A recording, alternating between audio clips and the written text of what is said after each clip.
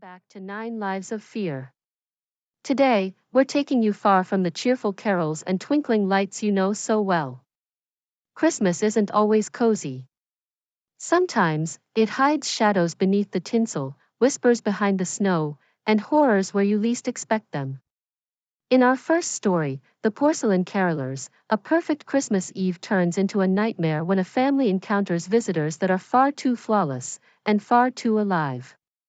Their songs aren't of joy, they're of hunger, and what they want might be closer than you think.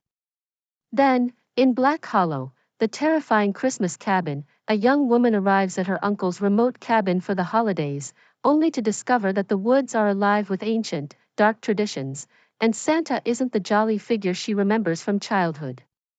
Some gifts aren't meant to be unwrapped, and some Christmases are meant to be survived.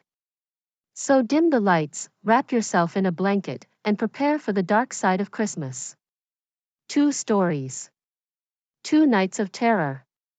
One holiday you won't forget. First real snow of the season had fallen on Christmas Eve, a thick, sound-deadening blanket that transformed our small corner of the world into a pristine, silent kingdom. Inside, our little house was the heart of all warmth. The fireplace crackled and spat amber sparks, the scent of pine from our lopsided tree mingled with the cinnamon and clove from my wife Mara's mulled cider, and our 7-year-old daughter, Emma, was a whirlwind of pure, unadulterated joy. For me, this was the entire point of it all. The long hours at the firm, the mortgage, the endless procession of mundane worries, they all melted away in the golden glow of the Christmas lights reflecting in my daughter's eyes. We'd bought this house out in the countryside for this very reason, to escape the city's frantic energy and build a quiet life, to have Christmases that felt like the ones in the old storybooks. "Daddy, do you think he'll like the cookies?" Emma asked, pointing to the plate on the hearth. It held 3 slightly burnt gingerbread men and a tall glass of milk. "He'll love them, sweet pea," I said, ruffling her hair. "Especially the one with only one leg. Gives him character." Mara laughed from the armchair, a quilt pulled over her legs. "Tom, be nice." She worked very hard on that amputee. We were suspended in that perfect, fragile moment of peace when the sound began. It was faint at first, a delicate thread of music weaving through the muffled quiet of the snow. It was singing. High, clear, and impossibly harmonious. "What's that?" Mara asked, sitting up straighter. Emma's eyes went wide. She scrambled to the big picture window, peering out into the swirling flakes. "Carolers. Daddy, it's carolers." A thrill went through me. In all our years here, we'd never had carolers. It was too far out of town. This felt like a gift, the final, perfect piece of our storybook Christmas. I walked over to the window and stood behind Emma, my hands on her small shoulders. Through the snow, I could see them.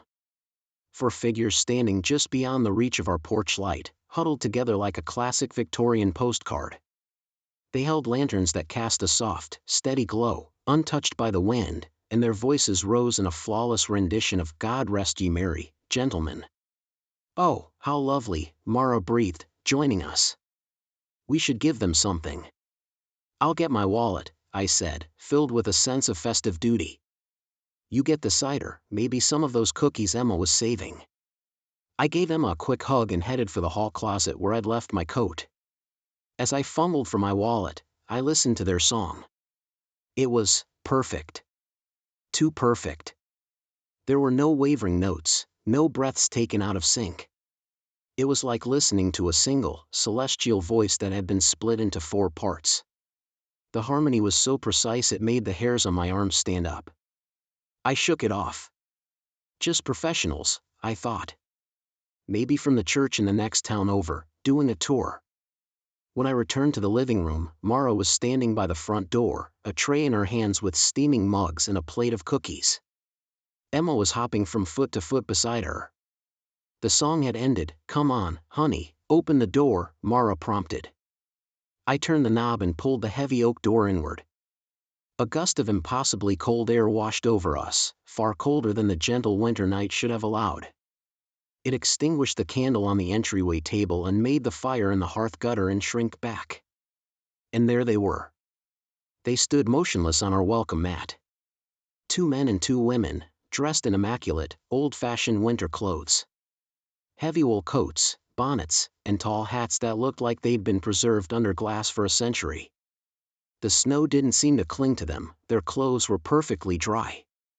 Their lanterns didn't hold flames, but a solid, unwavering ball of pale yellow light. But it was their faces that stopped my heart. They were smooth and white, like polished porcelain. Their cheeks were painted with 2 perfect circles of rosy red, and their lips were a uniform, bloodless cherry. Their eyes were wide, black, and unblinking. They didn't look like masks. They looked like skin that had never been truly alive. They were smiling, all 4 of them, the exact same fixed, pleasant smile. Happy Christmas, I managed, my voice suddenly tight. That was beautiful. They didn't respond.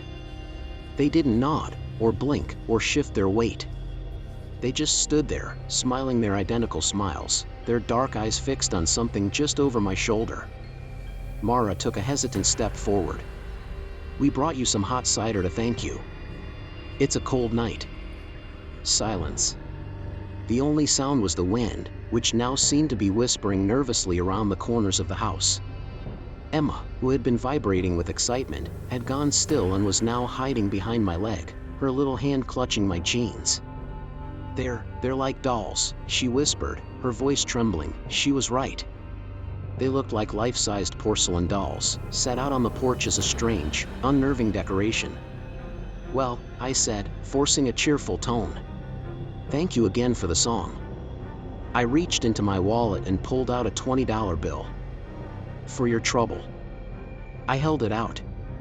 The man closest to me, a tall figure with a pristine top hat, didn't move. His glassy eyes remained locked on the warm interior of our home. My hand hung in the air between us, the bill fluttering slightly in the chilling draft they seemed to carry with them. Then, as one, they drew a breath. It was a soundless, mechanical intake of air, and they began to sing again. The song was different this time. It wasn't a carol I knew. The melody was ancient and discordant, full of minor keys that scraped at the edges of my hearing. The words were in a language I didn't recognize, but the tone was clear. It wasn't a song of celebration.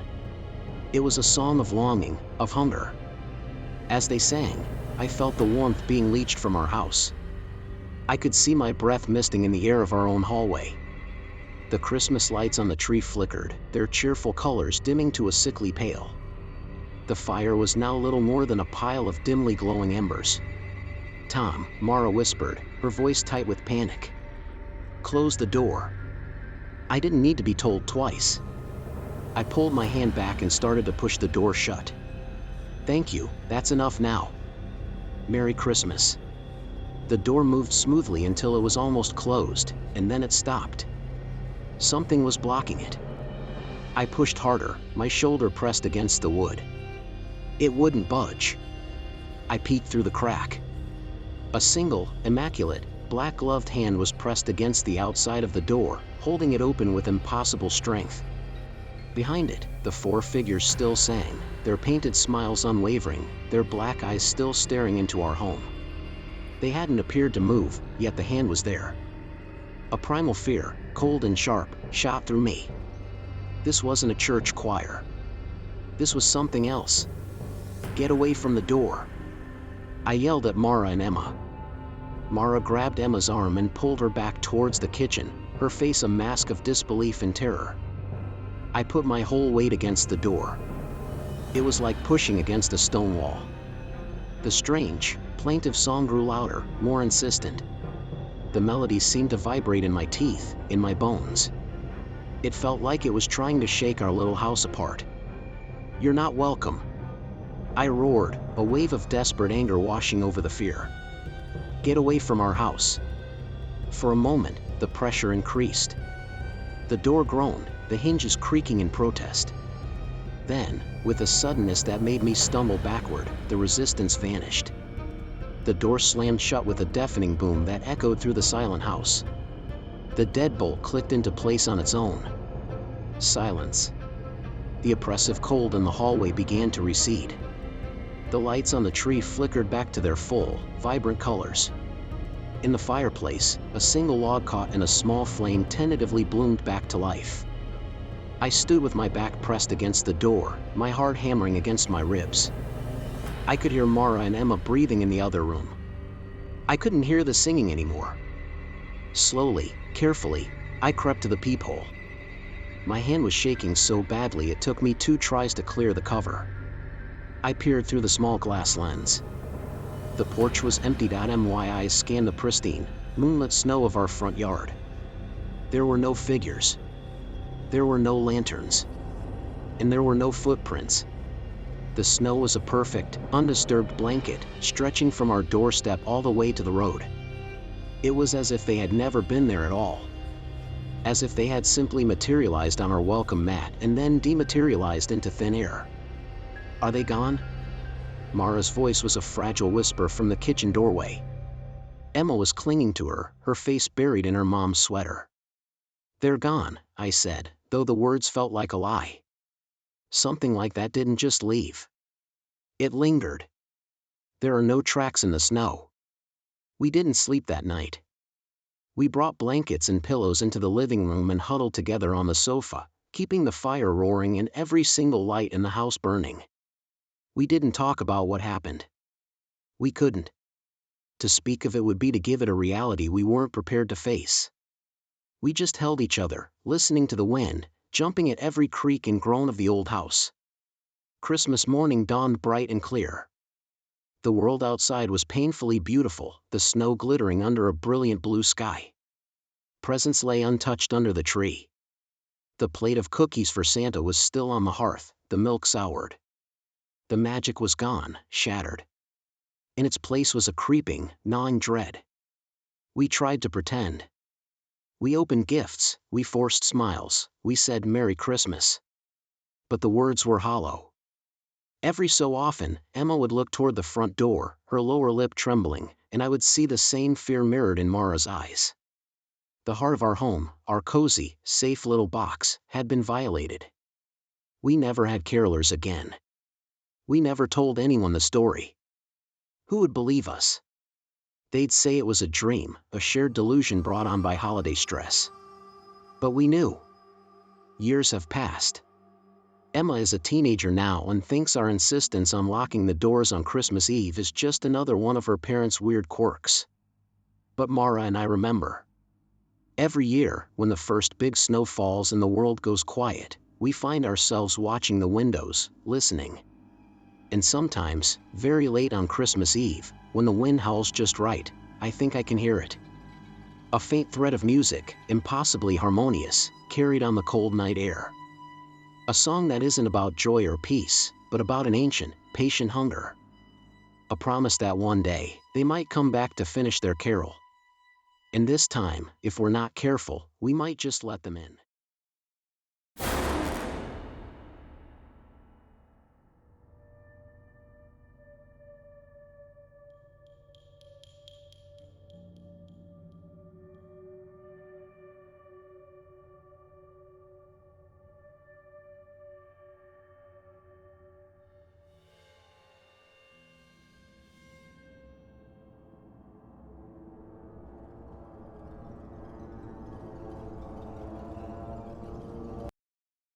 The tinsel was already dead when I arrived.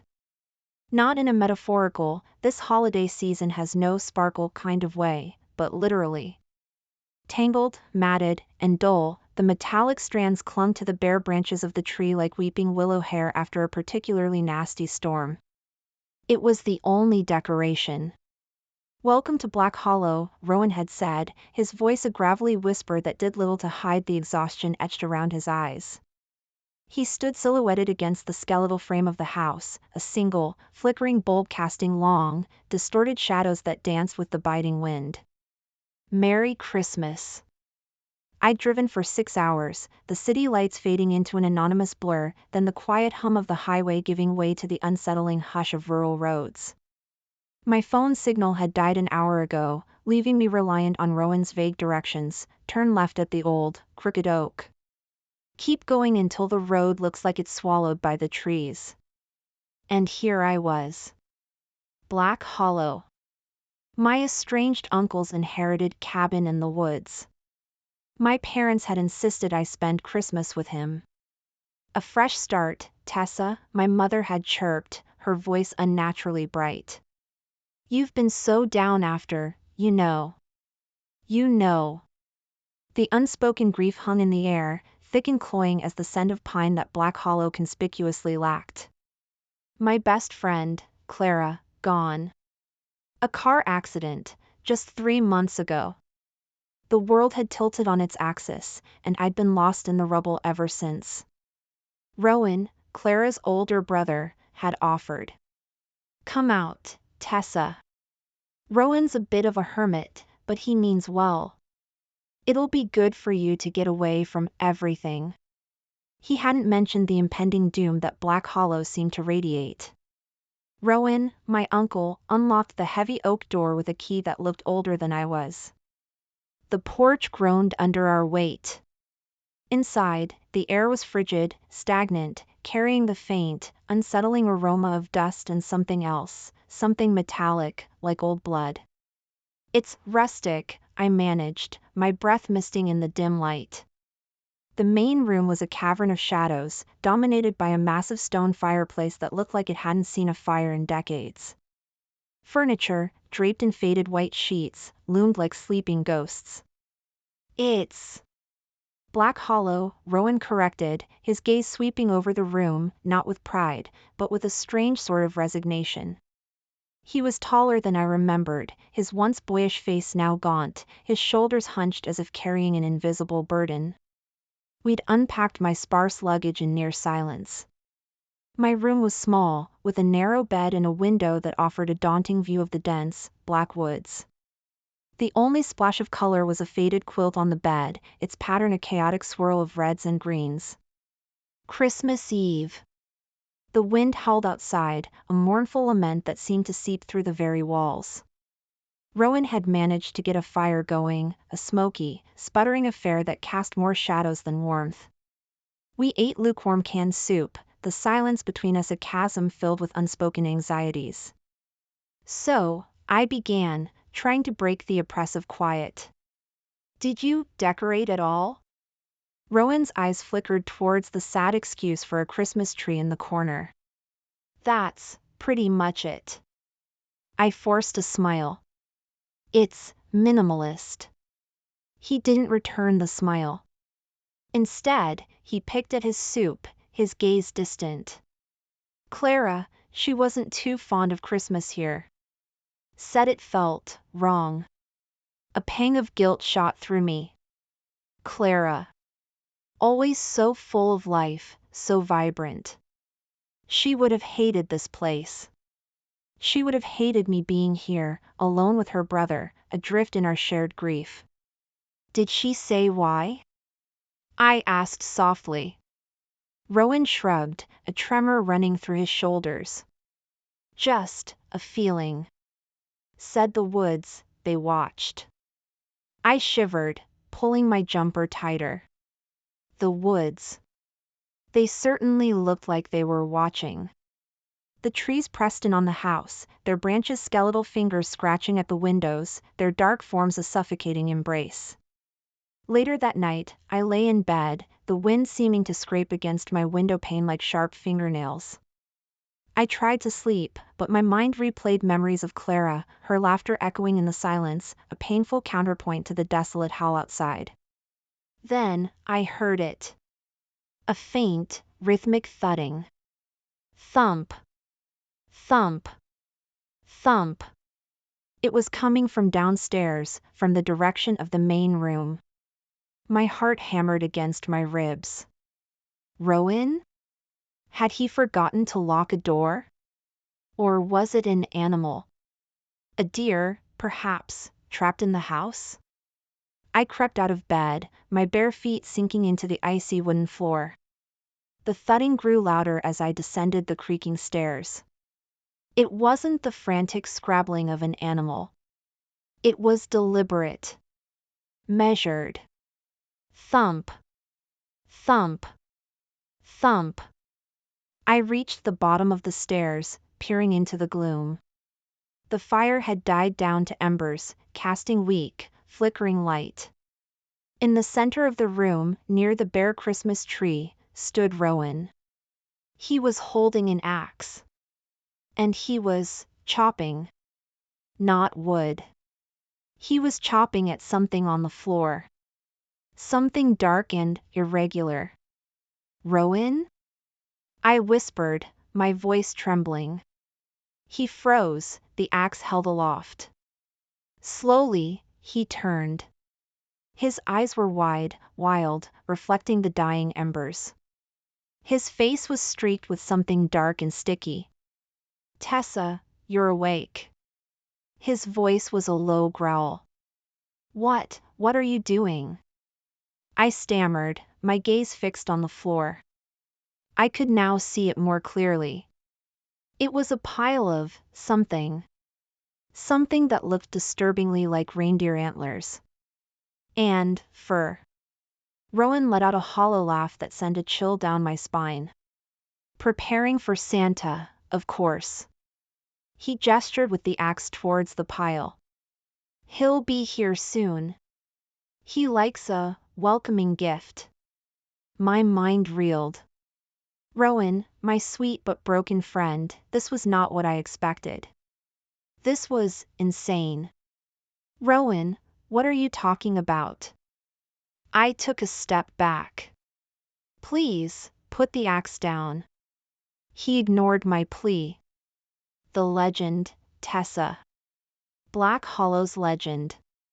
Every year, on Christmas Eve, we appease the old gods. Old gods? What are you saying? This is crazy. Crazy? He laughed again, a choked, rasping sound. Is it crazy to survive? To keep the hunger at bay? He gestured wildly around the room. You think this place is just old and empty? No, Tessa. It's hungry. It's always been hungry. He took a step toward me, the axe still in his hand. The smell of damp earth and something sickly sweet, like rotting fruit, emanated from him. And Santa, he's the gatekeeper. He brings the offerings. And he demands his due. I backed away, bumping into the dusty sheet-draped sofa. Rowan, stop. Whatever this is, it's not real. Oh, it's real, Tessa, he said, his voice dropping to a menacing whisper. You'll see. You'll all see. Clara, she understood. She tried to warn me. But I didn't listen. Not fully. He raised the axe. But you will. Panic seized me. I scrambled for the stairs, my heart pounding a frantic rhythm against my ribs. I had to get out. I had to get away from this madness. As I stumbled up the stairs, I heard him behind me. The heavy thud of his footsteps. The sickening scrape of the axe against the wooden floor. It's not just the woods, Tessa, he panted, his voice closer now. It's the season. It awakens things. I reached my room and slammed the door shut, fumbling with the lock. My hands were shaking so badly, I could barely turn the key. I leaned against the door, gasping for breath, listening to the sounds from the other side. Thump. Thump. Thump. He was still at it. Chopping. And then, a new sound.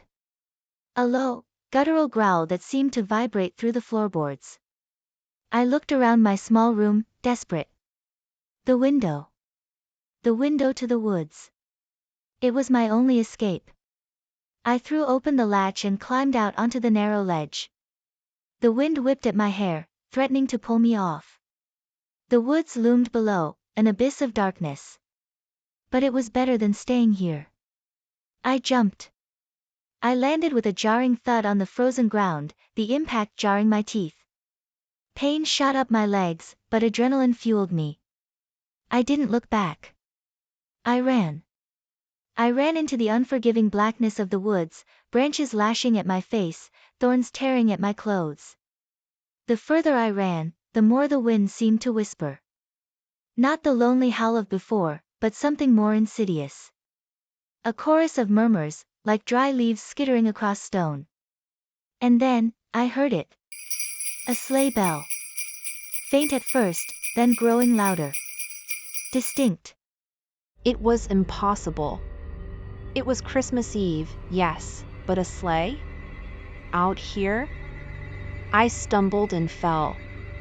As I looked up, my blood ran cold. Emerging from the impenetrable darkness of the trees was a sleigh. It wasn't the cheerful, red sleigh of children's stories. This one was dark, ancient, pulled by, not reindeer. Creatures. Gaunt, hollow-eyed things with long, twisted antlers and limbs that moved with an unnatural, jerky gait. Their red eyes glowed with an unholy light, and their breath plumed in the frigid air, not as mist, but as wisps of acrid smoke. And in the sleigh sat a figure. Tall, hunched, cloaked in shadows. His beard wasn't white, but matted with something dark and glistening. His eyes, when they met mine, were ancient, cold, and filled with a terrifying hunger. Santa Claus. Or rather, the thing that wore his guise. He wasn't laughing. He wasn't booming.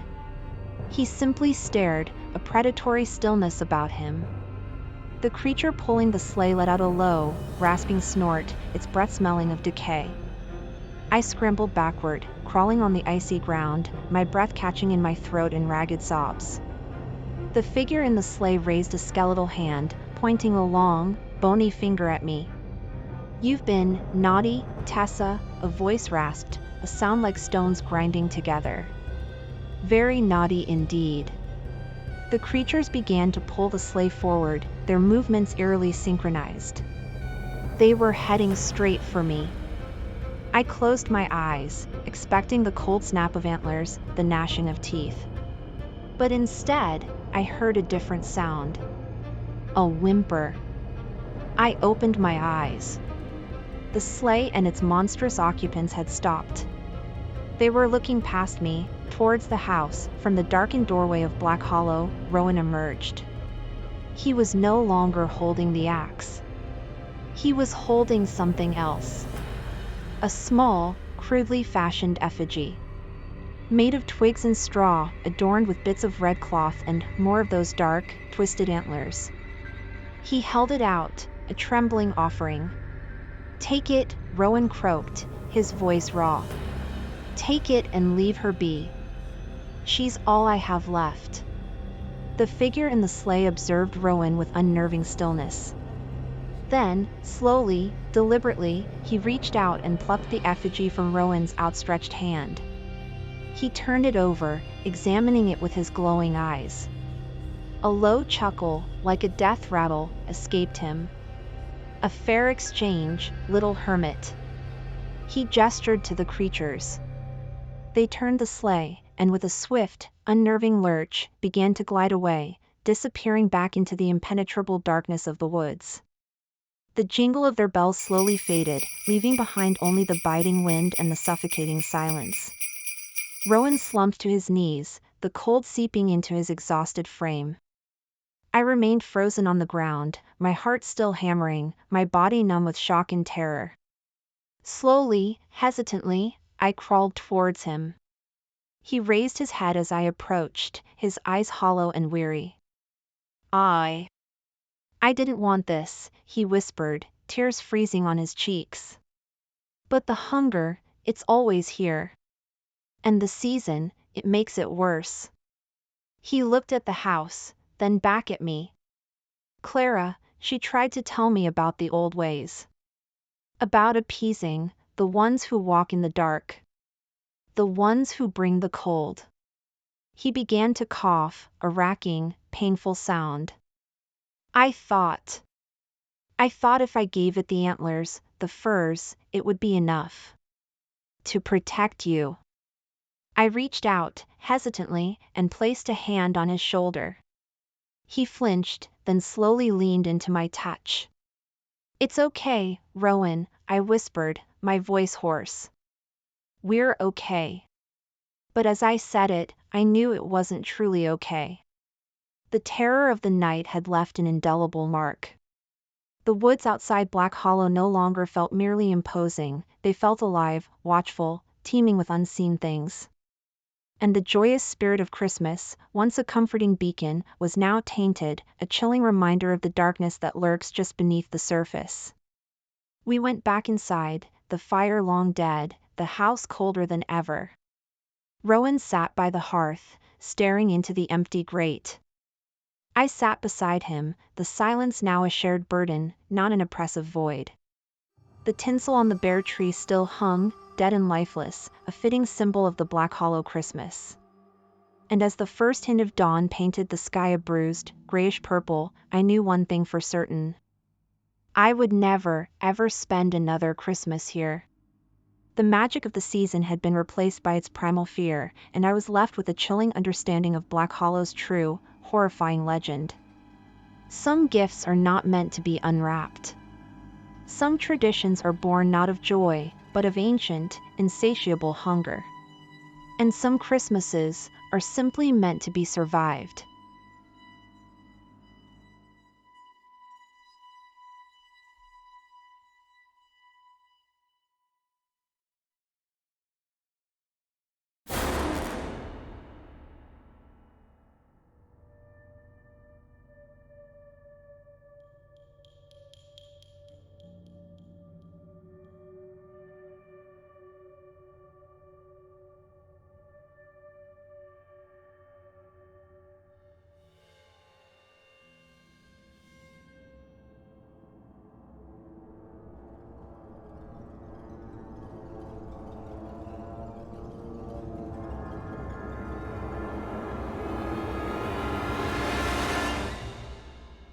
As we close the book on these two chilling tales, one thing becomes clear: Christmas isn't always the bright, cheerful holiday we're told to expect. In the Porcelain Carolers, we saw how something that seems perfect, harmonious, and magical can hide a presence that's cold, ancient, and hungry. What began as a storybook Christmas, full of warmth and laughter, transformed into a nightmare in the blink of an eye. A reminder that appearances can deceive, and some visitors are far more than they seem. Then, in Black Hollow, the darkness was even more primal, more relentless. The quiet woods, the lifeless cabin, the unspoken legends, they revealed that the holiday season can awaken forces older and hungrier than we can imagine. Traditions meant to celebrate joy and generosity became tools to survive, and what we think of as familiar, the jingle of bells, the promise of Santa, is twisted into something terrifying when seen through the eyes of those who understand the true cost. Both stories share a lesson: fear doesn't always announce itself with screams or shadows. Sometimes, it waits quietly in the spaces where we feel safest, in the glow of the Christmas tree, in the hush of freshly fallen snow, in the stillness of a remote cabin. And when we least expect it, it can reach in and remind us that not every tradition is innocent, not every carol is cheerful, and not every Christmas is meant to be merry. So as you sit by your fire, sip your cider, or hang your ornaments, take a moment to listen to the wind, the whispers, and the stillness around you. The holiday season is magical, yes, but it can also be patient, observant, and very hungry. And who knows, sometimes the things we think are gone might be lingering just beyond the light of our windows, waiting for the perfect moment to return. This Christmas, maybe think twice before answering a knock at the door, or venturing too far into the woods. And if you hear a song in the night that's just a little too perfect, maybe don't follow it. Some gifts are better left unwrapped. Thank you for joining me on this dark journey through Christmases you won't soon forget. Remember, keep your doors locked, your lights burning, and your ears open. You never know what might be waiting, just beyond the snow. Until next time, stay safe, stay wary, and keep the darkness at bay. Hey, horror fans! If you enjoyed our chilling tales and want to keep the spine-tingling stories coming, don't forget to hit that like button. Your support keeps the darkness alive. Share this video with your friends, let's spread the fear together. And if you haven't already, make sure to subscribe and turn on notifications so you never miss a hair-raising moment. Join our community of thrill seekers and prepare for more eerie adventures. Thanks for watching, and remember, stay scared.